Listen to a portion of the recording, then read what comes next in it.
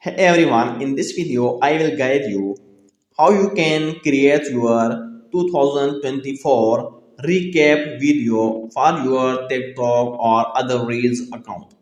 So for that, just open your CapCut account and there's a template that you have to follow. So you just have to put your photos or videos in that template and your 2024 recap video will be clear.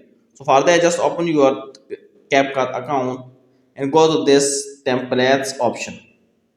Now in templates option in search bar, just search for year recap 2024.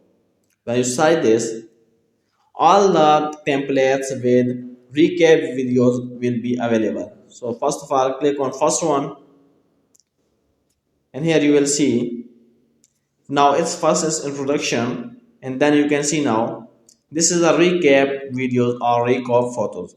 All you have to do just simply click on this use template and now put your videos and photos, and you can see there are 33 videos or 33 photos that you can use. So select all these and your recap video will be done.